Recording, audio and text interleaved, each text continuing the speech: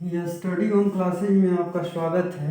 UP board class 12 का प्रश्नोत्तर संख्या 1 है, जिसको मैं इसमें पढ़ा रहा हूँ। तो इसमें प्रश्नोत्तर संख्या 1 आता है, वो जो है आपको 1 नंबर का 5 क्वेश्चन होता है, जो पूरा 5 नंबर का होता है, बहुविकल्पी होता है। एक क्वेश्चन 5 होता है, 5 नंबर का होता है ये। तो इसमें दे रहा है हिंदी गद्य साहित्य का विभाजन दे रहा है। पूर्व भारतेंदु युग प्राचीन युग होता है 1300 ईस्वी से लेकर के 1300 ईस्वी से लेकर के और जो है 1300 ईस्वी शताब्दी से लेकर के 1868 ईस्वी तक रहा है। तो हिंदी में लिख दिया उसको 13 ईस्वी से लेकर के 13वीं शताब्दी से लेकर के 1868 शताब्दी तक रहा। उसी को पुनः नोट कर लेना, जैसे भी दिखाई दे रहा हो। तो ये दोनों को हिंदी और अंग्रेजी दोनों में लिख दिया हूँ, ताकि जो है परीक्षा में लिखते समय जो है हिंदी का पेपर है तो हिंदी चेक करना चाहिए था, अंग्रेजी में लिखना दिक्कत होती है थोड़ा सा। तो उसमें हम दोनों लिख दिया हूँ, जैसी इच्छा वैसे परीक्षा के अकॉर्डिंग या किताब की जो अकॉर्डिंग आती है वो जैसे भी बताए वैसे जो है हल कर लेना। तो भारतेंदु युग दे रहा, भारतेंदु युग होता है सन 1868 ईस्वी से लेकर के 1900 ईस्वी तक होता है। और ये भी जो है क्या होता है, ये देखो ये जो है इसमें आ जाता है, ठीक है। तो सन 1868 ईस्वी हिंदी में है, ईस्वी से लेकर के 1900 ईस्वी तक होगा, ये हिंदी में लिखा जा गया भी है। द्विवेदी युग जो है वो जो है सन 1900 ईस्वी से लेकर के 1922 ईस्वी तक रहा है, जिसको 1900 ईस्वी से लेकर 2200 ईस्वी तक ऐसे जो है लिखा जा सकता है। ये 1900 ऐसे होगा, ठीक है। अब ये दे रहा है कि शुक्ल युग क्षयवादी युग होता है। शुक्ल युग क्षयवादी युग सन 1922 ईस्वी से लेकर के 1938 ईस्वी होता है।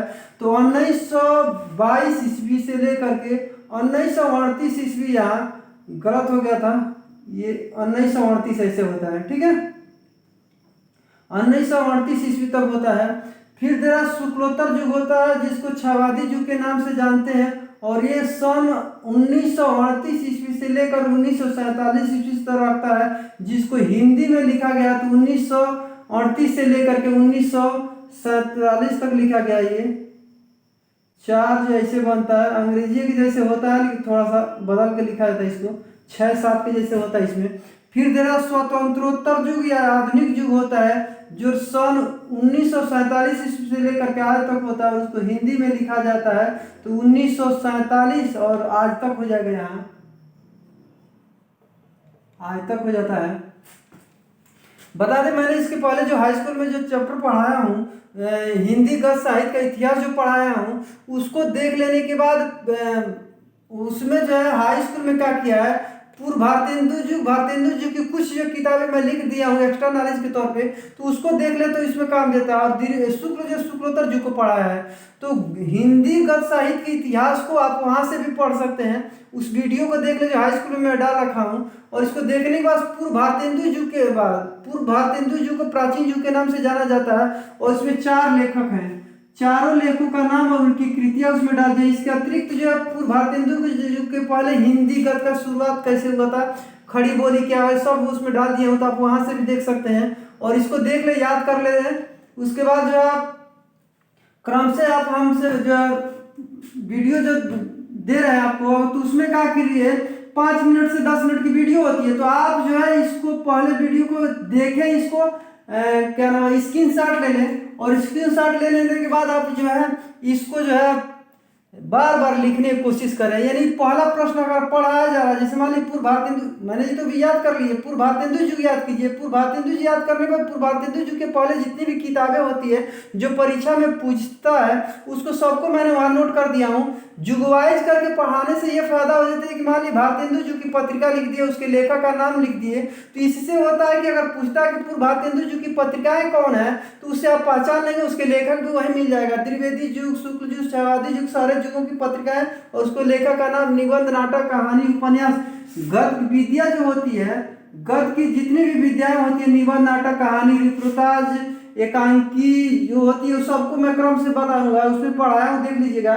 तो उसमें क्या होता है, दे देने के बाद अगर भारतेंदु जी के अगर हम पढ़ा रहा हूँ उसमें जो है अगर निबंध का नाम लिख रहा हूँ तो उसकी कृतियाँ उसके लेखक का नाम लिख दिया गया है। तो उसे यह है कि अगर पूछता है कि हिंदी के गद्यकारों का नाम बताइए या निबंधकारों का नाम बताइए तो हम आसानी से उसमें से किसी एक लेखक का नाम डाल देते हैं।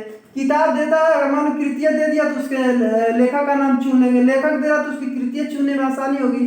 तो मैं कम से कम जो है ऐसे बहुउद्देशीय उद्देश्य से पढ़ाता हूँ कि एक प्रश्न में एक जो है अगर वीडियो बनाता हूँ तो कम से कम उसको 20-25 तरीके से 20-25 क्वेश्चन उसमें से बन सकता है। तो उससे आसानी हो जाएगा। कभी कभी ये पूछता है किस विद्या की जो है कौन सी रचना है, लेखक दे दिया, मान लो चिंतामणि दे रहा, मित्रता ही दे दिया या चिंतामणि देता है तो चिंतामणि पूछता है कि इसके लिए कौन सी विद्या है, इसके लेखक का नाम क्या है।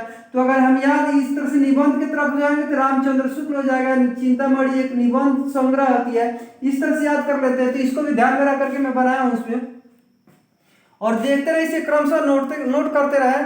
मैं प्रयास करूंगा कि आपको कम से कम जो है सूची उपलब्ध कराऊं, कम से कम कांटेक्ट में ले आकर के आपको ज़्यादा से ज़्यादा मार्क दिखाएं। यदि आपको हमारी वो वीडियो जो 9th-10th में दिया वो और प्लस इसको देखने के बाद अगर आपको लगता है कि हमारे पढ़ाए गए प्रश्न उत्तर जो भी आपको मिलेगा वो आपके परीक्षा के लिए अगर लाभदायक महसूस होता है, लगता है कि आपको बोर्ड परीक्षाओं में इसे मिलेगा, तो आप इसको जो वीडियो को इस चैनल को सब्सक्राइब कर लें। अच्छा एक चीज़ और बता दें, लाइक की बटन दबा देने से एक चीज़ की फायदा होती है कि जैसे ही आप लोग पढ़ना शुरू करते हैं इसमें, अगर मान लीजिए हम पढ़ते हैं पूर्वार्तेंदु जी को अगर लाइक करके दबा देते हैं तो प्लेलिस्ट में जो जाकर के क्या होता है, प्लेलिस्ट में जाकर के एकत्रित हो जाता है, प्लेलिस्ट में एकत्रित हो जाता है। तो जिस क्रम से आप वीडियो को देखते हुए लाइक करते जाएंगे तो परीक्षा पीरियड में आपको हमारे चैनल पर ढूंढना नहीं पड़ेगा कौन प्रश्न कहाँ से लिया और कैसे हो रहा है। लाइक की बटन शुरू से स्टार्ट करें, पूरे जो दोहरा लेंगे। ऐसे प्रयास करूंगी कि 100 नंबर का प्रश्न होता है तो 100 का 100 नंबर आपको यहीं से मिल जाए, आपको और कोई चैनल देखने को ना मिले। मिलते हैं अगले वीडियो में, धन्यवाद।